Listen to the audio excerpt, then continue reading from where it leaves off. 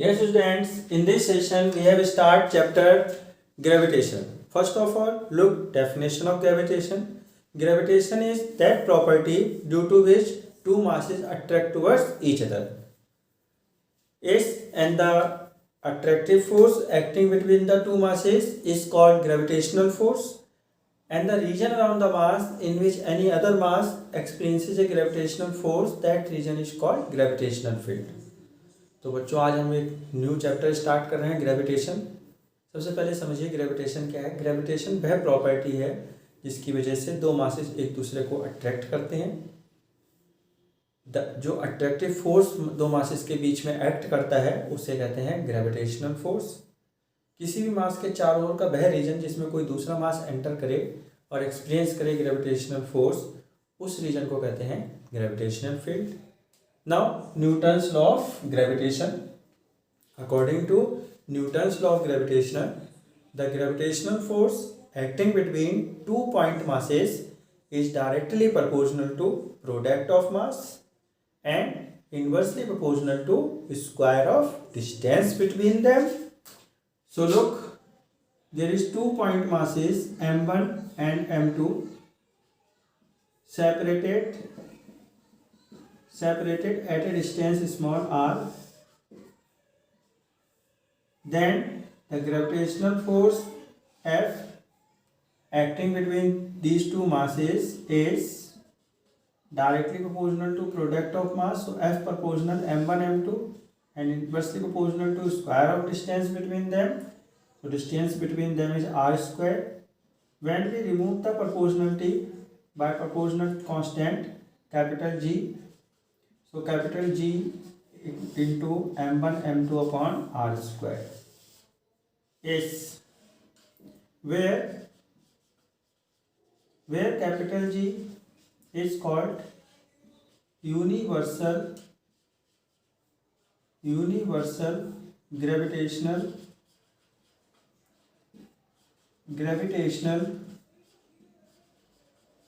constant. Universal gravitational constant.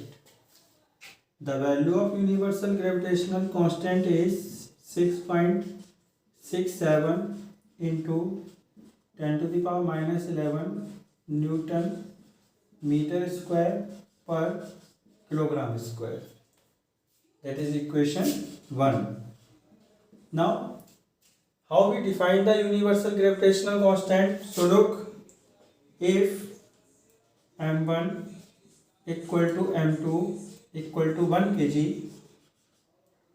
and r equal to 1 meter, then from equation 1 look, from equation 1 F equal to capital G 1 into 1 upon 1 square. So F equal to capital G, where F is the gravitational force, G is the universal gravitational constant. So look, what is the definition of universal gravitational constant? Look, universal gravitational constant is equal to gravitational force acting between the two masses, each of mass 1 kg, separated at distance 1 meter. तो देखो बच्चों, आज हम chapter start कर रहे हैं gravitation में हमने देखा दो वह प्रॉपर्टी जिससे की वजह से दो मासेस एक दूसरे को अट्रैक्ट करते हैं कहलाती है ग्रेविटेशन। उनके बीच में लगने वाला फोर्स ग्रेविटेशनल फोर्स, और रीजन किसी मास के चारों ओर का वह रीजन जिसमें कोई दूसरा मास एंटर करता है कहलाता है ग्रेविटेशनल फील्ड। अब आइए देखिए Newton's law of gravitation. Newton's law of gravitation कहता है कि दो मासेस एक दूसरे से कुछ डिस्टेंस पे सेपरेट हैं, तो दो मासेस के बीच में लगने वाला ग्रेविटेशनल फोर्स मास के प्रोडक्ट के डायरेक्टली प्रोपोर्शनल होता है और डिस्टेंस के स्क्वायर के इन्वर्सली प्रोपोर्शनल होता है। तो देखिए ये दो मासेस हैं m1 m2, एक दूसरे से r डिस्टेंस पे सेपरेट है, तो इनके बीच में लगने वाला gravitational force F directly proportional है m1 m2 के और इन्वर्सली प्रोपोर्शनल है r स्क्वायर के। प्रोपोर्शनलिटी आया, ये कांस्टेंट आया कैपिटल जी कहलाता है यूनिवर्सल ग्रेविटेशनल कांस्टेंट। इसकी वैल्यू होती है 6.67 into 10 to the power -11 newton metre square per kilogram square. अब देखिए कैपिटल जी की डेफिनेशन, यूनिवर्सल ग्रेविटेशनल कांस्टेंट की डेफिनेशन देना चाहते हैं तो इफ़, तो हम इसकी डेफिनेशन के लिए यदि m1 m2 को 1 kg ले लें और r को 1 मीटर ले लें, तो इक्वेशन 1 से देखिए, इक्वेशन 1 में वैल्यू पुट करें तो f equal to capital G 1 into 1/1 square, तो f कैपिटल जी के इक्वल आ गया। तो इससे डेफिनेशन क्या बनी कि जो यूनिवर्सल ग्रेविटेशनल कांस्टेंट है, यूनिवर्सल ग्रेविटेशनल कांस्टेंट उस ग्रेविटेशनल फोर्स के इक्वल है जो दो मासेस जिनका ईच का मास कितना है 1 kg, डिस्टेंस 1 मीटर डिस्टेंस पे सेपरेट है। इसका मतलब 1 मीटर डिस्टेंस पे सेपरेटेड 1 kg मासेस के बीच में लगने वाला gravitational force universal gravitational constant के इक्वल होता है। Now look gravitational field intensity. Yes, now look gravitational field intensity. Gravitational field intensity at a point is defined as the gravitational force acting on a unit mass placed at that point. Yes, so gravitational field intensity denoted by I. So I equal to formula of gravitational field intensity, I equal to capital F upon m. Look at a smaller mass, capital F gravitational force act. So at a 1 kg mass or a unit mass, gravitational force is acting is equal to F upon m. So F upon m is the gravitational force acting on a unit mass, and that gravitational force which is acting on a unit mass is equal to gravitational field intensity. That's why I F upon m is equal to gravitational field intensity, which is denoted by I. So I equal to F upon m. Gravitational field intensity is a vector quantity and its direction is same as the direction of gravitational force. Its SI unit is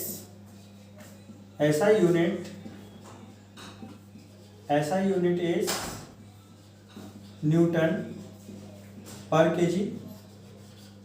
Now look expression for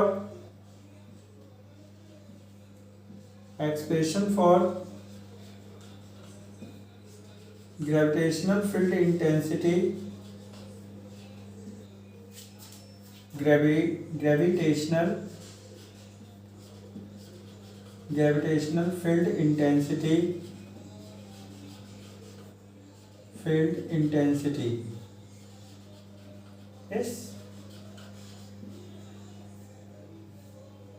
is due to point mass.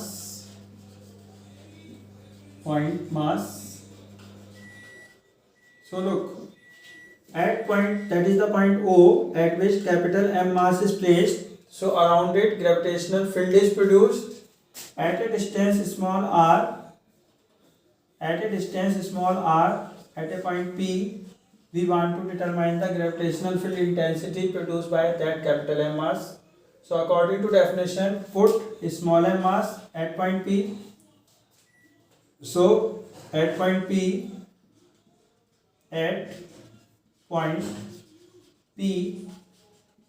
gravitational field intensity I equal to gravitational force upon capital F upon m. So put the value of capital F is the gravitational force acting between capital M and small m mass. So put in place of F capital G, capital M, small m upon r square is upon small m. Here in place of F we put capital G, capital M, small m upon r square. So small m cancel out. That's why formula of gravitational field intensity I equal to capital G, capital M upon small r square. Write down that formula in box. That is equation 1 and that is equation 2. Yes, तो देखो बच्चों, अब next topic है gravitational field intensity. किसी point पे gravitational field intensity define होती है उस point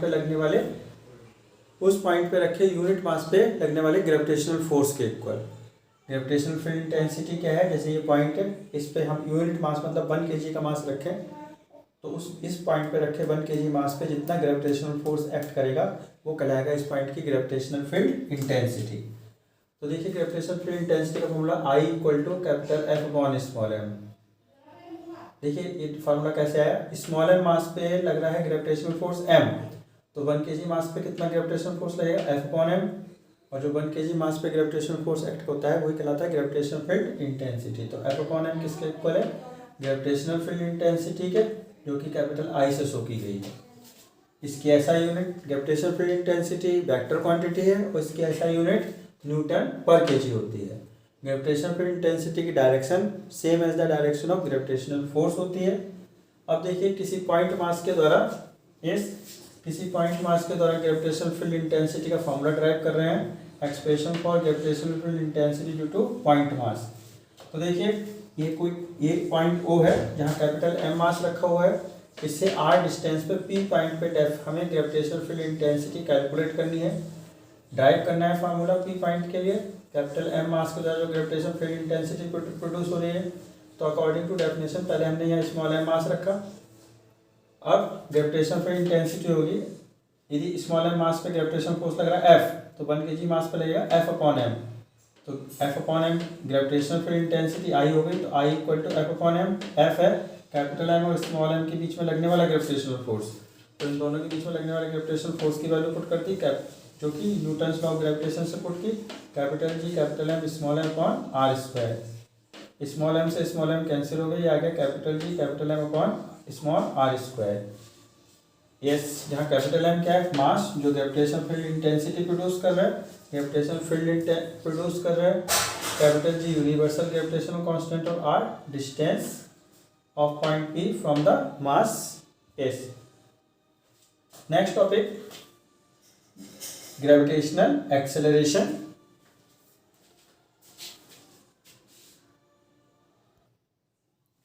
Yes, now next topic, gravity। Gravity is the gravitational force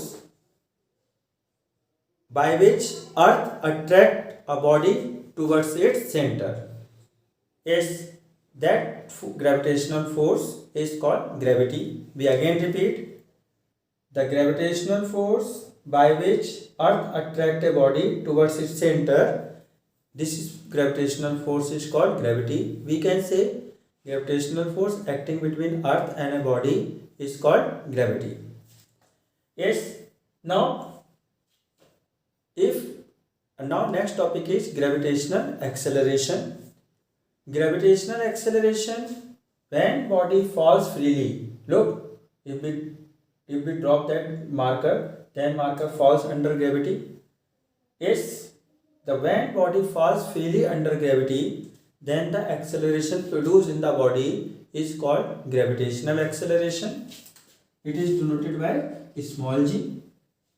Yes, so we can say due to gravity the acceleration produced in a freely falling body is called acceleration due to gravity और gravitational acceleration. तो देखो बच्चों, अब next topic discuss कर रहे हैं gravity. Gravity वह gravitational force है जिस ग्रेविटेशनल फोर्स से अर्थ किसी बॉडी को अपने सेंटर की ओर अट्रैक्ट करती है, पुल करती है, उस ग्रेविटेशनल फोर्स को कहते हैं ग्रेविटी। हम कह सकते हैं कि ग्रेविटी किसी बॉडी और अर्थ के बीच में लगने वाला ग्रेविटेशनल फोर्स है। अब इसके बाद बात करते हैं ग्रेविटेशनल एक्सेलरेशन। तो जब बच्चों ग्रेविटेशनल फोर्स है, जब फोर्स है तो एक्सेलरेशन भी होगा, तो इस ग्रेविटी की वजह से जो एक्सेलरेशन प्रोड्यूस होता है, इस ग्रेविटेशनल फोर्स जो अर्थ और बॉडी के बीच में लगने वाला ग्रेविटेशनल फोर्स कहलाता है ग्रेविटी। तो इस ग्रेविटी की वजह से जो फोर्स आपका एक्सेलरेशन प्रोड्यूस हो रहा है फ्रीली फॉलिंग बॉडी में, उस एक्सेलरेशन को कहते हैं ग्रेविटेशनल एक्सेलरेशन। हम कह सकते हैं जब बॉडी फॉल्स फ्रीली होती है अर्थ की ओर, तो ग्रेविटी की वजह से जो एक्सेलरेशन बॉडी में प्रोड्यूस होता है उसे कहते हैं gravitational acceleration. Yes, now look, relation between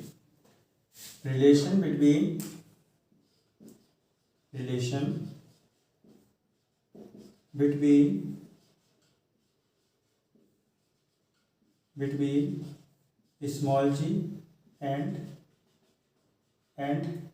capital G, relation between small G and capital G. So look, relation between small g and capital G. So look, that is the earth. We consider earth as a spherical shape.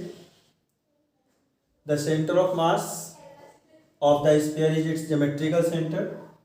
So if mass of earth is capital M and the center of earth is O, so whole mass of earth which is equal to capital M lies at the center of earth, and radius of earth is capital R. So that is the point P at the surface of earth. So distance from O to P is capital R. At a point P there is a small m mass is placed, that is the earth. O is the center of mass, O is the geometrical center, and it is also the center of mass of earth, where whole mass of earth capital M is placed, and R is the radius. At the surface of earth there is a small m mass of body is placed. Now according to Newton's law of gravitation, Newton's law of gravitation, Newton's law of gravitation, gravitational force F equal to capital G m1 m2 upon r square. That's why capital M into small m upon capital R square. Capital M is small m upon r square. That is the equation 1. And according to Newton's second law of motion,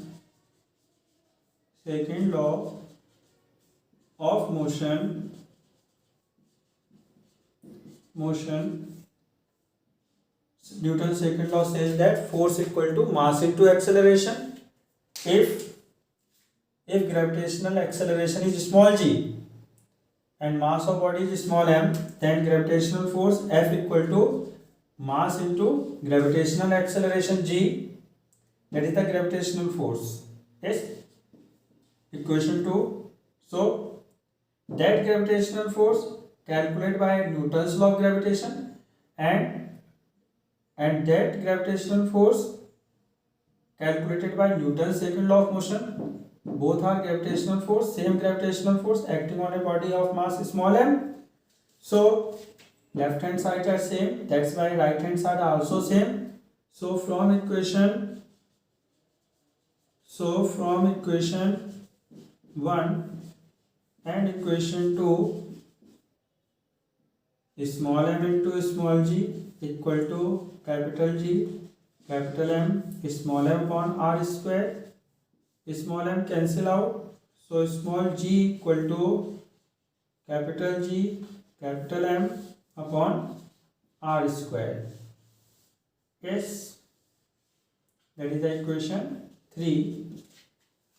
This is the relation between small g and capital G. Small g means relation between small g and capital G means small g gravitational acceleration and capital G universal gravitational constant. Yes, so this is the relation between gravitational acceleration and universal gravitational constant, where capital M is the mass of the earth or planet, and mass of earth, in place of earth we can consider another any planet, or S, and capital R radius of earth और a planet. तो देखो बच्चों, अब हम drive कर रहे हैं relation between small G and capital G. मतलब स्मॉल जी है ग्रेविटेशनल एक्सेलरेशन और capital G universal gravitational constant. तो हमने अर्थ, ये अर्थ या कोई प्लेनेट है जिसे हम स्फेरिकल शेप में कंसिडर किया है. यदि प्लेनेट अर्थ का मास, अर्थ या प्लेनेट का मास कैपिटल एम है, तो देखिए हमने अर्थ को स्फेरिकल शेप में कंसिडर किया है, और स्फीयर का सेंटर ऑफ मास होता है उसका ज्योमेट्रिकल सेंटर. तो यदि अर्थ का ये ओ इस अर्थ का सेंटर है, तो अर्थ का पूरा मास और यही अर्थ का सेंटर है, और यही अर्थ का सेंटर ऑफ मास होगा, क्योंकि ये स्फेरिकल शेप में कंसिडर किया गया है. तो सेंटर ऑफ मास भी यही है आपका अर्थ का सेंटर. तो यहाँ पूरा अर्थ, यदि अर्थ का मास कैपिटल एम है, तो ओ इस सेंटर पे पूरा मास अर्थ का कैपिटल एम लाई कर रहा है. और अर्थ की सरफेस पे एक पी पॉइंट है जहाँ स्मॉल एम मास रखा हुआ है। अर्थ के प्लेस पे हम कोई भी प्लेनेट कंसिडर कर सकते हैं। अर्थ या प्लेनेट की रेडियस कैपिटल आर है, तो ओ से पी तक की डिस्टेंस कैपिटल आर है। अब ये अर्थ का मास है, ये बॉडी जो अर्थ की सरफेस पे रखी है उसका मास है। अब हम न्यूटन्स लॉ ऑफ ग्रेविटेशन से ग्रेविटेशनल फोर्स की कैलकुलेशन करें तो capital F equal to capital G capital M small m upon R square. और Newton second law of motion से ग्रेविटेशनल फोर्स की कैलकुलेशन करें तो Newton second law of motion कहता है force equal to mass into acceleration. तो यदि gravitational acceleration अर्थ की सरफेस पे स्मॉल जी है तो ग्रेविटेशनल फोर्स एफ जो होगा mass into gravitational acceleration m into g. तो देखिए ये हमने ग्रेविटेशनल कैपिटल एफ भी ये इक्वेशन वन से हमने न्यूटन्स लॉ ऑफ ग्रेविटेशन से हमने ग्रेविटेशनल फोर्स कैलकुलेट किया और न्यूटन सेकंड लॉ से भी हमने ग्रेविटेशनल फोर्स कैलकुलेट किया है। यानी ये दोनों इक्वेशन वन और टू की लेफ्ट हैंड साइड सेम है क्योंकि दोनों ही ग्रेविटेशनल फोर्स हैं, तो राइट हैंड साइड भी सेम होगी, इसलिए इक्वेशन वन और टू को इक्वेट कर दिए। तो m into small g equal to आया capital G capital M small m upon R square. Small m cancel out हो गया तो आपका जी इक्वल टू आया capital G capital M upon R square, जहाँ स्मॉल जी ग्रेविटेशनल एक्सेलरेशन है, capital G universal gravitational constant है, capital M mass of earth और planet है, capital R radius of earth और प्लेनेट है। Yes, तो ये रिलेशन है स्मॉल जी और कैपिटल जी में। So students, in this session we have discussed gravitation, gravitational field, gravitational force, Newton's law of gravitation, definition of universal gravitational constant,